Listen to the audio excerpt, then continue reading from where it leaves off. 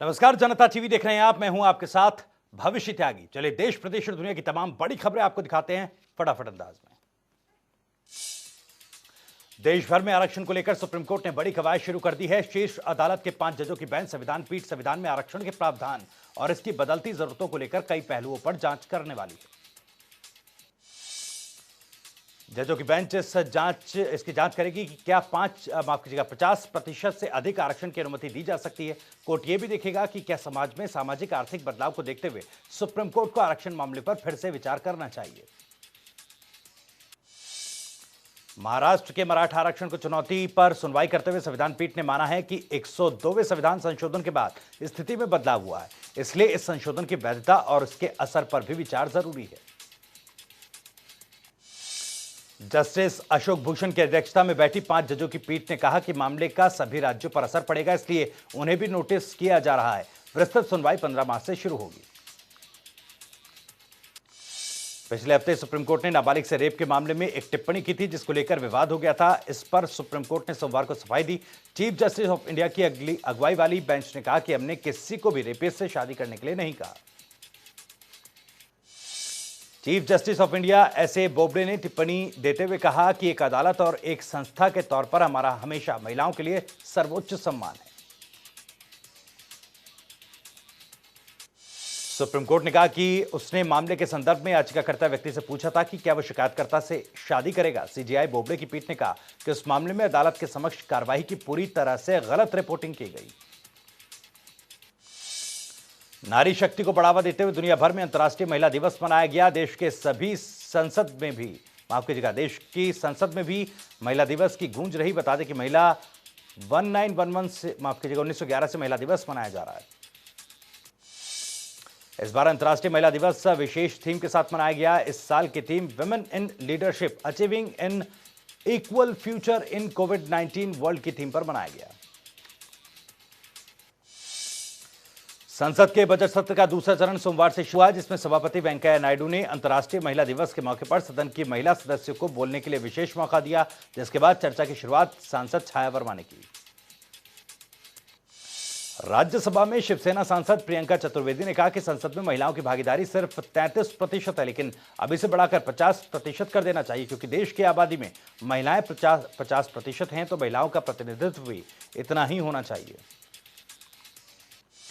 राष्ट्रपति रामनाथ कोविंद ने देश भर की महिलाओं को अंतर्राष्ट्रीय महिला दिवस की बधाई दी। उन्होंने लिखा कि आज हमारे देश की महिलाएं हर क्षेत्र में उपलब्धियों के नए कीर्तिमान स्थापित कर रही है। इस दौरान उन्होंने लोगों से महिलाओं और पुरुषों के बीच असमानता खत्म करने की अपील की। प्रधानमंत्री नरेंद्र मोदी ने तमाम बड़े नेताओं ने अंतर्राष्ट्रीय महिला दिवस की बधाई दी। प्रधानमंत्री ने एक ट्वीट में लिखा कि अंतर्राष्ट्रीय महिला दिवस के मौके पर नारी शक्ति को सलाम, आज महिलाएं देश का नाम रोशन कर रही हैं।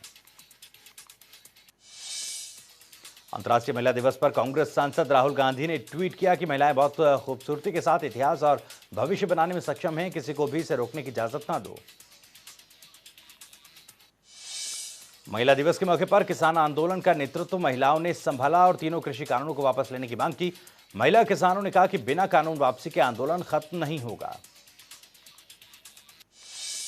अंतर्राष्ट्रीय महिला दिवस के मौके पर कृषि कानून का विरोध करते हुए किसानों ने टिकरी बॉर्डर पर महिला दिवस मनाया। इस दौरान महिलाओं ने कहा कि कृषि कानूनों के रद्द होने तक किसानों के साथ कंधे से कंधा मिलाकर इस लड़ाई को आगे बढ़ाएंगे। कृषि कानूनों के खिलाफ किसानों का आंदोलन 102वें दिन भी जारी है। किसानों की मांग है कि तीनों कृषि कानूनों को सरकार रद्द करे और एमएसपी पर कानून लाए। सिंघू बॉर्डर पर देर रात अज्ञात बदमाशों ने फायरिंग कर दी। बदमाश चंडीगढ़ नंबर की गाड़ी में सवार होकर आए थे। दरअसल बदमाश टीडीआई सिटी के नजदीक लंगर खाने के बहाने पहुंचे और मौके पर फायरिंग कर फरार हो गए। वहीं कुंडली थाना पुलिस ने मौके पर पहुंचकर मामले की जांच शुरू कर दी है और सीसीटीवी खंगाल रही है। फिलहाल किसी के हताहत होने की कोई खबर नहीं, लेकिन किसान आंदोलन में हवाई फायर होना अपने आप में बड़ी बात है। प्रधानमंत्री नरेंद्र मोदी की कोलकाता रैली के बाद कोलकाता में ही टीएमसी अध्यक्ष और मुख्यमंत्री ममता बनर्जी ने अपना शक्ति प्रदर्शन किया। महिला दिवस पर राजधानी में ममता ने मार्च निकाला। ममता बनर्जी ने महिला दिवस पर कोलकाता में मार्च निकाला। इसमें टीएमसी ने यूपी में महिलाओं के खिलाफ बढ़ते अपराध का मुद्दा उठाया और बीजेपी पर निशाना साधा। ममता बनर्जी ने इस दौरान प्रधानमंत्री मोदी और बीजेपी पर जमकर निशाना साधा। उन्होंने कहा कि पहले आप दिल्ली संभालें, फिर बंगाल की बात करें। ममता बनर्जी ने महिला दिवस के मौके पर शुभकामनाएं देते हुए अपने भाषण की शुरुआत की। उन्होंने कहा कि महिलाएं हमारा गौरव है, हम इस दिन को नारी मुक्ति दिवस के रूप में मनाते हैं। महिलाएं अत्याचार को बर्दाश्त नहीं कर सकती, महिलाएं ही सब कुछ हैं। बंगाल विधानसभा चुनाव से पहले ममता बनर्जी को फिर बड़ा झटका लगा। सोमवार को टीएमसी के 5 विधायकों ने पार्टी छोड़कर बीजेपी का दामन थाम लिया। उत्तराखंड की सियासत अब दिल्ली पहुंच गई है। दरअसल उत्तराखंड विधानसभा उपचुनाव से पहले बीजेपी में मचे सियासी घमासान के बीच सीएम त्रिवेंद्र रावत को बीजेपी आलाकमान ने तलब किया। उत्तराखंड में सीएम बदलने की तैयारी तेज हो गई है। माना जा रहा है कि बीजेपी उत्तराखंड में सीएम त्रिवेंद्र रावत को बदलकर उनकी जगह किसी नए चेहरे को मुख्यमंत्री बनाने पर फैसला कर सकती है। सीएम की रेस में कई बीजेपी के दिग्गज नेताओं का नाम चल रहा है। भारत में सोशल मीडिया गाइडलाइंस चर्चा का विषय बनी हुई हैं। इस बीच केंद्रीय आईटी मंत्री रविशंकर प्रसाद का कहना है कि भारत सरकार दुनिया की कुछ कंपनियों की ओर से बनाए गए इंटरनेट साम्राज्यवाद को स्वीकार नहीं करेगी। केंद्रीय मंत्री रविशंकर प्रसाद ने कहा कि इंटरनेट आज दुनिया भर में छाया है तो इसका कारण है कि इसने लोगों को ताकत दी है, मगर सभी कंपनियों को स्थानीय कल्चर, नियम, भावनाओं का सम्मान जरूर करना होगा। रविशंकर प्रसाद ने कहा कि सोशल मीडिया गाइडलाइंस कंपनियां खुद ही लागू करें ताकि सरकार को दखल न देना पड़े। उन्होंने कहा कि अगर कोई सरकार की आलोचना करता है या ज्ञान देना चाहता है, उसे खुद को वेरीफाई भी करवाना चाहिए। दिल्ली विधानसभा के बजट सत्र की शुरुआत सोमवार से हुई। 8 मार्च से लेकर 16 मार्च तक सत्र चलेगा। वहीं 9 मार्च को वित्त मंत्री मनीष सिसोदिया दिल्ली का बजट पेश करेंगे। गिरिराज सिंह अधिकारियों की पिटाई करने की बात कर विवादों में घिर गए हैं। दरअसल शनिवार को गिरिराज सिंह ने लोगों से कहा था कि अगर अफसर आपकी बात नहीं सुने तो बांस से पिटाई कीजिए। केंद्रीय मंत्री गिरिराज सिंह की ओर से अधिकारियों को लेकर दिए गए विवादित बयान पर बिहार के मुख्यमंत्री नीतीश कुमार ने आपत्ति जताई। उन्होंने गिरिराज सिंह के बयान पर प्रतिक्रिया देते हुए पूछा कि क्या ये उचित होगा। बहुचर्चित बाटला हाउस एनकाउंटर से जुड़े केस में दिल्ली की अदालत ने इंडियन मुजाहिदीन के आतंकी आरिज खान को दोषी करार दिया। अदालत ने कहा कि यह साबित हो गया है कि एनकाउंटर के वक्त खान भागने में कामयाब हो गया था। अदालत ने आरिज खान को आईपीसी की गंभीर धाराओं के तहत दोषी पाया। आरिज खान को कितनी सजा होगी, अदालत इसकी घोषणा 15 मार्च को दोपहर 12 बजे करेगी। एक दशक तक कथित तौर पर फरार रहने के बाद फरवरी 2018 में दिल्ली पुलिस की स्पेशल सेल ने उसे गिरफ्तार किया था। उद्योगपति मुकेश अंबानी के घर के बाहर विस्फोटक सामग्री से भरी गाड़ी बरामद होने के मामले में की जांच एनआईए करेगी। केंद्रीय गृह मंत्रालय ने सोमवार को मामले की जांच के एनआईए को इसकी जांच सौंप दी है। आपको बता दें कि सिर्फ गाड़ी मिलने के मामले की जांच एनआईए को ट्रांसफर की गई है। गाड़ी के मालिक मनसुख हिरेन की जो डेड बॉडी मिली थी और उनकी बीवी के स्टेटमेंट के आधार पर जो मर्डर का मामला दर्ज किया गया वो अब भी महाराष्ट्र एटीएस के पास ही है। आपको बता दें कि दक्षिण मुंबई में अंबानी के बहुमंजिला आवास एंटीलिया के पास 25 फरवरी को जिलेटिन की 20 छड़ों के साथ एक स्कॉर्पियो कार बरामद की गई थी। वहीं बीते दिनों कार मालिक की मौत के बाद मामला गहरा गया है। दिल्ली पुलिस ने अवैध रूप से चलाए जा रहे हुक्का बार को सीज करने के बाद एक ट्वीट किया जो जमकर वायरल हो रहा है। दरअसल वेस्ट दिल्ली इलाके में एक हुक्के बार पर छापे मारकर पुलिस ने भारी मात्रा में नशे का सामान बरामद किया। एक बार फिर ड्रैगन हिंदी चीनी भाई भाई का राग अलापने लगा है। दोनों देशों में जारी विवादों के बीच चीनी विदेश मंत्री वांग यी ने भारत के सामने दोस्ती का हाथ बढ़ाया। चीनी विदेश मंत्री वांग यी ने कहा कि दोनों देशों के बीच सीमा विवाद सुलझा लिया जाना चाहिए और द्विपक्षीय सहयोगों को बढ़ावा देना महत्वपूर्ण है। सीमा विवाद ऐसी चीज है जो इतिहास से छूट गई, लेकिन यह भारत और चीन रिश्तों की ही पूरी कहानी नहीं है। अंतर्राष्ट्रीय महिला दिवस पर मुख्यमंत्री योगी आदित्यनाथ ने मिशन शक्ति अभियान के दूसरे चरण का शुभारंभ किया। लखनऊ स्थित इंदिरा गांधी प्रतिष्ठान में सीएम योगी ने दीप प्रज्वलित कर कार्यक्रम की शुरुआत की। मिशन शक्ति अभियान की शुरुआत करने के बाद मुख्यमंत्री योगी ने उत्कृष्ट महिलाओं को सम्मानित किया। वहीं उन्होंने लोगों को संबोधित करते हुए महिला दिवस की बधाई दी। नोएडा के गेस्ट हाउस में बरामद की गई 17 साल की लड़की ने पुलिस को बताया कि वो बिहार के मुजफ्फरपुर जिले की रहने वाली है। उसका बॉयफ्रेंड उसे शादी का झांसा देकर दिल्ली लाया था और उससे जिस्म फरोशी करवाने लगा। जौनपुर में सत्र अदालत ने पॉस्को एक्ट के तहत एक शख्स को फांसी की सजा सुनाई। आपको बता दें कि दोषी बाल गोविंद ने 10 साल की बच्ची के साथ दुष्कर्म की वारदात को अंजाम दिया था और उसके बाद उसने बच्ची के ऊपर तेजाब फेंक उसकी हत्या कर दी थी। साइबर सेल और महाराजगंज की फरेंदा पुलिस की संयुक्त कार्रवाई में नेपाली नागरिकों का फर्जी आधार कार्ड बनाने वाले गिरोह का खुलासा हुआ। वहीं आरोपियों के कब्जे से 60,000 नकदी समेत आधार बनाने में वाली कई सामग्री जो है बरामद की गई। पुलिस ने 3 आरोपियों को जेल भेज दिया। बीएसपी के पूर्व सांसद उमाकांत यादव की मुश्किलें बढ़ती दिखाई दे रही हैं। गैंगस्टर एक्ट के तहत मुकदमा दर्ज होने के बाद अब प्रशासन उनकी संपत्तियों को सीज करने की तैयारी में जुट गया है। आपको बता दें कि आजमगढ़ के दीदारगंज थाने में उमाकांत यादव और उनके बेटे समेत 3 लोगों पर गैंगस्टर एक्ट के तहत मुकदमा दर्ज किया गया। पूर्व सांसद उमाकांत यादव पर कई आपराधिक मुकदमे दर्ज हैं। राम मंदिर निर्माण के लिए नींव की खुदाई का 2/3 कार्य पूरा हो गया है। इस बीच नींव भराई की तैयारी भी शुरू हो गई है। तकरीबन 15 मीटर गहरी नींव कुल 44 लेयर में भरी जाएगी। नींव भराई के लिए इंजीनियर्ड फील्ड मटेरियल का प्रयोग होगा। हरियाणा विधानसभा की कार्रवाई का दूसरा दिन भी हंगामेदार रहा। दूसरे दिन की कार्रवाई में कमान महिलाओं के हाथों में रही। सरकार ने बताया कि हरियाणा की सीमाओं पर चल रहे किसान आंदोलन के दौरान अब तक 68 लोगों की मौत हुई। मृतकों के परिजनों को वित्तीय सहायता या नौकरी देने का कोई विचार नहीं। सोनीपत से विधायक सुरेंद्र पवार ने स्वास्थ्य सेवाओं को लेकर सवाल किया, जिसका जवाब स्वास्थ्य मंत्री अनिल विज ने दिया और कहा कि बेहतर स्वास्थ्य सेवाएं दी जा रही हैं। हरियाणा सरकार ने खेल विश्वविद्यालय राय विधेयक वापस ले लिया है। विधानसभा में सीएम मनोहर लाल ने कहा कि केंद्र सरकार ने विधेयक पर आपत्ति जताई। गोहाना के विधायक जगबीर मलिक ने राशन वितरण में घोटाले का सवाल उठाया और बोले इस मामले की विजिलेंस जांच करवाई जानी चाहिए। मलिक ने कहा कि सरकार जवाब दे, गरीब आदमी का राशन खाने वालों के खिलाफ कार्रवाई होगी या फिर सरकार अधिकारियों को बचाएगी। वहीं डिप्टी सीएम दुष्यंत चौटाला ने कहा कि महिला दिवस पर सरकार ने बड़ा फैसला किया है और प्रदेश में 33% राशन डिपो महिलाओं को दिए जाएंगे। दुष्यंत ने कहा कि राशन कार्ड को आधार से जोड़ा जा रहा है। राशन की डिलीवरी घर तक होगी। जहरीली शराब से मृत्यु मामले में किरण चौधरी की तरफ से दिया गया ध्यानाकर्षण प्रस्ताव कैंसिल हुआ। स्पीकर ज्ञानचंद गुप्ता ने जानकारी देते हुए कहा कि इस बारे में पहले ही विधानसभा में पिछले सेशन में चर्चा हो चुकी है। महिला दिवस के मौके पर हरियाणा विधानसभा में सदन की तस्वीर बदली हुई नजर आई। विधानसभा अध्यक्ष की कुर्सी पर कांग्रेस विधायक किरण चौधरी नजर आई और किरण चौधरी ने विधानसभा की कार्रवाई का संचालन किया और इसके बाद बारी बारी कई महिला विधायकों को मौका मिला। राज्यपाल के अभिभाषण पर चर्चा के दौरान नैना चौटाला ने कहा कि नारी आज अबला नहीं, बहुत पावरफुल है।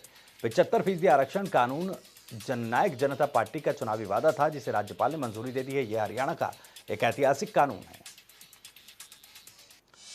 हरियाणा में बजट सत्र की कार्रवाई शुरू होने से पहले कांग्रेस के विधायकों ने अनोखे अंदाज में विधानसभा तक पैदल मार्च निकाला। इस दौरान कांग्रेस के विधायकों ने ट्रैक्टर को रस्सी से खींचकर सरकार के खिलाफ नाराजगी जताई।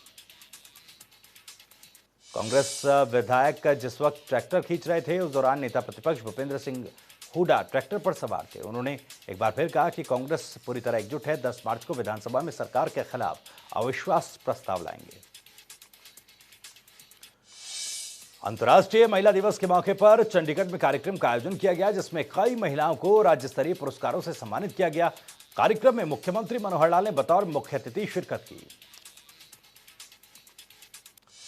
महिला दिवस कार्यक्रम के दौरान अपने क्षेत्र में अग्रणी सेवा करने वाली महिलाओं को सम्मानित किया गया। कार्यक्रम की अध्यक्षता महिला और बाल विकास मंत्री कमलेश ढांडा ने की। कार्यक्रम में शिक्षा मंत्री कंवरपाल गुर्जर भी मौजूद रहे। महिला दिवस पर राज्य स्तरीय समारोह में हरियाणा सरकार की ओर से 29 महिलाओं को सम्मानित किया गया। इस दौरान 9 महिलाओं को प्रशंसा पत्र दिए गए। बता दें कि कार्यक्रम सीएम निवास पर आयोजित किया गया। गुरुग्राम के रोटरी क्लब ऑफ गुरुग्राम की तरफ से महिला दिवस के मौके पर कार्यक्रम का आयोजन हुआ, जिसमें हरियाणा बीजेपी के प्रदेश अध्यक्ष ओम प्रकाश धनखड़ और बबीता फोगाट समेत कई महिलाएं शामिल हुई। हरियाणा कांग्रेस अध्यक्ष कुमारी सैलजा ने अंतर्राष्ट्रीय महिला दिवस के मौके पर प्रेस कॉन्फ्रेंस की। इस दौरान उन्होंने प्रदेश को अंतर्राष्ट्रीय महिला दिवस की शुभकामनाएं दी और कहा कि सिर्फ एक ही दिन क्यों, हर दिन को बनाएं खास। वहीं विधानसभा में सरकार के खिलाफ विश्वास प्रस्ताव को लेकर कुमारी सैलजा ने कहा कि हमारे पास नंबर नहीं है, ये दिख रहा है, लेकिन सरकार में शामिल कुछ विधायकों ने किसानों के समर्थन की बात की है। कुमारी सैलजा ने किसानों के आंदोलन का जिक्र करते हुए कहा कि हरियाणा की विधानसभा में किसानों को अब पता लगेगा कि कौन किसके साथ है। इस आंदोलन के जरिए बहुत सारी चीजें उजागर होंगी। कांग्रेस सांसद दीपेंद्र हुड्डा ने जनता टीवी से खास बातचीत करते हुए कहा कि कांग्रेस की तरफ से सदन में किसानों की मौत का मुद्दा उठाया गया। इस दौरान उन्होंने किसानों से आत्महत्या न करने की अपील भी की। इस दौरान दीपेंद्र हुड्डा ने अविश्वास प्रस्ताव पर कहा कि भूपेंद्र सिंह हुड्डा के नेतृत्व में विधानसभा में जो अविश्वास प्रस्ताव लाने का आह्वान किया गया उसका संयुक्त किसान मोर्चा ने भी समर्थन किया, वो एकदम ठीक है। 10 मार्च को हरियाणा विधानसभा में अविश्वास प्रस्ताव पर चर्चा होनी है। वहीं अविश्वास प्रस्ताव पर चर्चा का समर्थन की मांग को लेकर सिरसा में कई किसान विधायक गोपाल कांडा से मिलने पहुंचे। इस दौरान किसानों ने गोपाल कांडा के ऑफिस के बाहर किसान एकता जिंदाबाद के नारे लगाए और हालोपा के जिला प्रधान जय सिंह को गोपाल कांडा के नाम का ज्ञापन सौंपा। टोहाना में जेजेपी प्रदेश अध्यक्ष सरदार निशान सिंह ने विपक्ष की ओर से लाए गए अविश्वास प्रस्ताव पर प्रतिक्रिया देते हुए कहा कि विपक्ष का काम है अविश्वास प्रस्ताव लाना। उन्होंने कहा कि लेकिन उस पर विधायकों का अपना मत होता है। हरियाणा सरकार के महिला एवं बाल विकास विभाग ने प्रदेश में 500 शिशु पालन केंद्र खोलने की शुरुआत कर दी है। इस कड़ी में यमुनानगर के आदर्श नगर कैंप के ग्रीनफील्ड स्कूल में खोले गए शिशु पालन केंद्र का उद्घाटन अतिरिक्त उपायुक्त रणजीत कौर ने किया। वहीं रणजीत कौर ने शिशु पालन केंद्र का उद्घाटन करते हुए कहा कि सरकार की तरफ से छोटे बच्चों के लिए खोले जा रहे शिशु पालन केंद्र बच्चों के सर्वांगीण विकास में अपनी अच्छी भूमिका निभाएंगे। आपको बता दें कि यमुनानगर में कुल 4 शिशु पालन केंद्र खोले गए। बहादुरगढ़ में किसान आंदोलन के चलते एक बार फिर से मेट्रो सेवाएं बंद कर दी गई हैं। मेट्रो की ओर से बहादुरगढ़ के 3 और राजधानी दिल्ली का एक मेट्रो स्टेशन बंद किया गया। बहादुरगढ़ के बंद 3 स्टेशन में शहीद ब्रिगेडियर होशियार सिंह स्टेशन, बहादुर सिटी और पंडित श्रीराम शर्मा मेट्रो स्टेशन का नाम शामिल है। इसके अलावा दिल्ली का टिकरी बॉर्डर मेट्रो स्टेशन बंद किया गया। रेवाड़ी से सटे शाहजहांपुर बॉर्डर पर चल रहे किसान आंदोलन में एक युवक ने जहरीला पदार्थ खा लिया, जिसके बाद सामुदायिक स्वास्थ्य केंद्र में प्राथमिक इलाज के बाद किसान को गंभीर हालत में बहरोड रेफर किया गया। शाहजहांपुर बॉर्डर पर जहरीला पदार्थ खाने वाले किसान राजस्थान के कोटपुतली का रहने वाला है, जो काफी समय से धरने पर बैठा था। कृषि कानून के विरोध में संयुक्त किसान मोर्चा के आह्वान पर किसानों ने करनाल में किसान मजदूर न्याय यात्रा निकाली, जो सिंघू बॉर्डर पर जाकर खत्म हुई। फरीदाबाद के सेक्टर 12 खेल परिसर में महिलाओं के लिए 4 किलोमीटर दौड़ का आयोजन किया गया, जिसकी शुरुआत जिले के पुलिस कमिश्नर ने हरी झंडी दिखाकर की। बढ़ते प्रदूषण के चलते नांगल चौधरी क्षेत्र में लगे सैकड़ों स्टोन क्रशर्स पर एक्शन की तैयारी की जा रही है। आपको बता दें कि 3 दिसंबर 2020 को कोर्ट के आदेश के बाद अब जाकर कहीं प्रदूषण विभाग दारूहेड़ा की नींद खुली है। बता दें कि दोबारा से सुप्रीम कोर्ट के आदेश पर 8 अप्रैल 2021 को एनजीटी में रिपोर्ट सौंपने का सभी नजदीक आ गया है, जिसको देखते हुए विभाग के अफसरों में खलबली मची हुई है और क्रशर से प्रभावित क्षेत्रों के अंदर हवा की गुणवत्ता मापने के लिए आरडीएस मशीनें लगाई गई। साइबर सिटी गुरुग्राम के बादशाहपुर कम्युनिटी सेंटर में सफाई मित्र सुरक्षा चैनल प्रशिक्षण कार्यक्रम का आयोजन हुआ।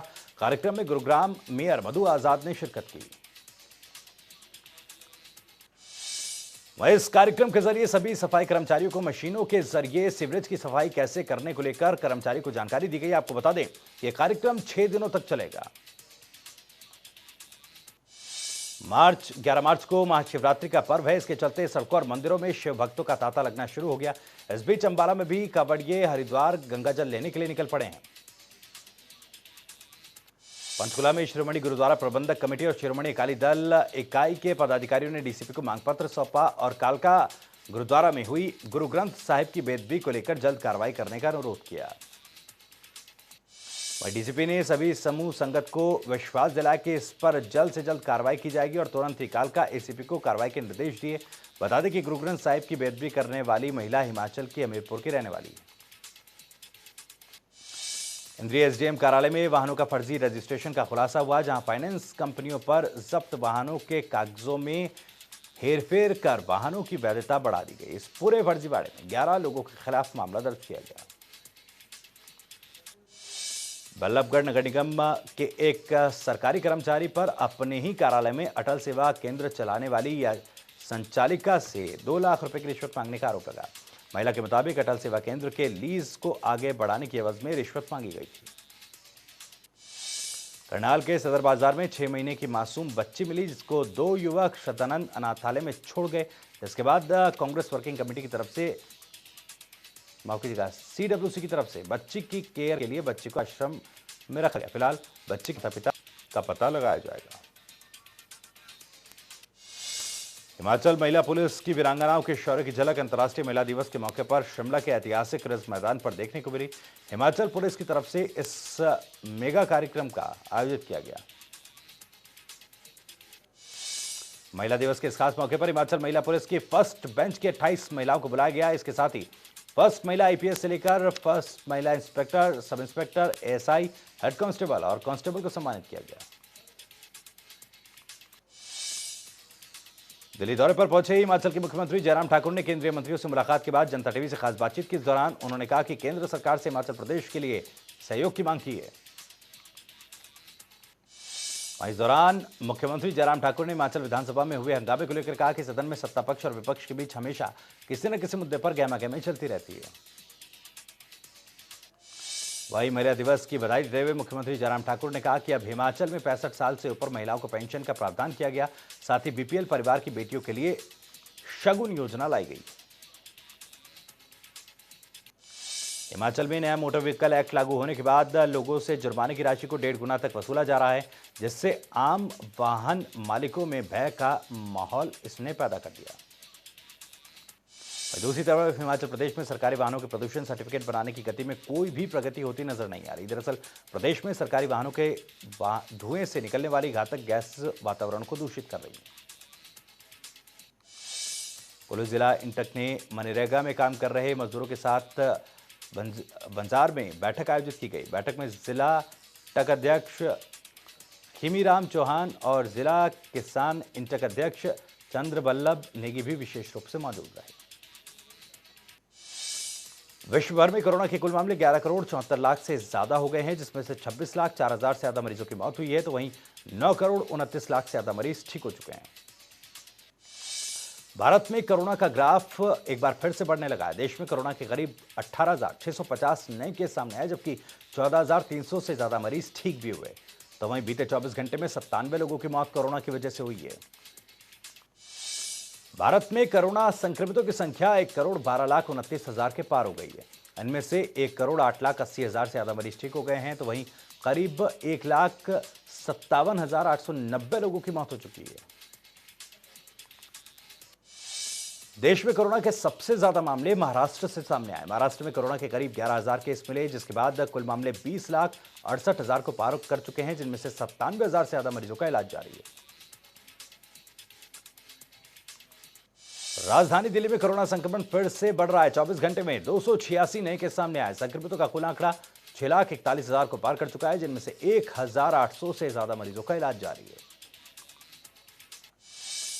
उत्तर प्रदेश में कोरोना के कुल मामले 6,04,000 को पार कर चुके हैं। इनमें से 8,700 से ज्यादा मरीजों की मौत हुई है, तो वहीं 1,640 से ज्यादा केस अभी भी एक्टिव है। हरियाणा में कोरोना संक्रमितों का कुल आंकड़ा 2,72,500 को पार कर चुका है। इनमें से 2,67,000 से ज्यादा मरीज ठीक हो चुके हैं, तो वहीं 2,000 से ज्यादा मरीजों का इलाज जारी है। राफेल फाइटर जेट बनाने वाली कंपनी के मालिक ओलिवियर दसॉ की हेलीकॉप्टर हादसे में मौत हो गई। फ्रांस के राष्ट्रपति इमैनुअल मैक्रोन ने ट्वीट कर इस बात की जानकारी दी।